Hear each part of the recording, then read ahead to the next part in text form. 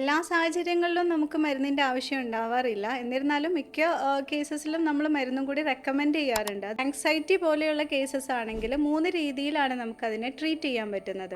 ഒന്ന് കോഗ്നിറ്റീവ് ആണ്, second one physical ആണ്, and the third one is for behavioural ആണ്. ഫസ്റ്റ് വൺ കോഗ്നിറ്റീവ് എന്ന് പറയുന്നത് നമ്മുടെ തോട്ടിൽ നമ്മൾ വരുത്തേണ്ട ചേഞ്ചസ് ആണ്. സെക്കൻഡ് വൺ ഫിസിക്കൽ എന്ന് പറയുന്നതിൽ നമുക്ക് മെഡിസിൻസ് ആവശ്യമാവും, അതുപോലെ തന്നെ ഡയറ്റ് എടുക്കേണ്ടി വരും, എക്സസൈസ് ചെയ്യേണ്ടി വരും. ഇതൊക്കെ ഫിസിക്കലി റിലേറ്റഡ് ആയിട്ടുള്ളതാണ്. അപ്പോൾ അങ്ങനത്തെ കേസസിൽ നമുക്ക് മെഡിസിൻ എന്തായാലും കൊടുക്കേണ്ടി വരും.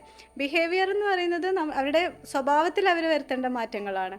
സോ ഈ മൂന്നും കണക്റ്റഡ് ആണ് നമ്മളൊരു അസുഖത്തെ ചികിത്സിക്കുമ്പോൾ. അപ്പോൾ അതിൽ മെഡിസിനും കൂടി ആവശ്യമുള്ള പല കേസസും വരാറുണ്ട്. ഇപ്പോൾ ഹോർമോണൽ ഇംബാലൻസ് ഉള്ളവർക്ക്, ഇപ്പോൾ കോർട്ടിസോളിൻ്റെ പ്രശ്നങ്ങൾ കാരണം ഉണ്ടായിരുന്നവർക്ക് നമുക്ക് അതിനെ ഒന്ന് കൺട്രോൾ ചെയ്യാനായിട്ട് നമുക്ക് മിക്ക കേസസിലും മെഡിസിനും കൂടി എഫക്റ്റീവ് ആവാറുണ്ട്. അപ്പോൾ ആയുർവേദ മെഡിസിൻസ് സേഫസ്റ്റ് ആയിട്ടുള്ളതാണ്. അപ്പോൾ കൃത്യമായി ക്ലയൻറ്റിനെ പറഞ്ഞ് മനസ്സിലാക്കിയിട്ട് നമ്മൾ ഓരോ കേസസിനനുസരിച്ചിട്ട് മെഡിസിനും കൂടെ പ്രിസ്ക്രൈബ് ചെയ്യാറുണ്ട്.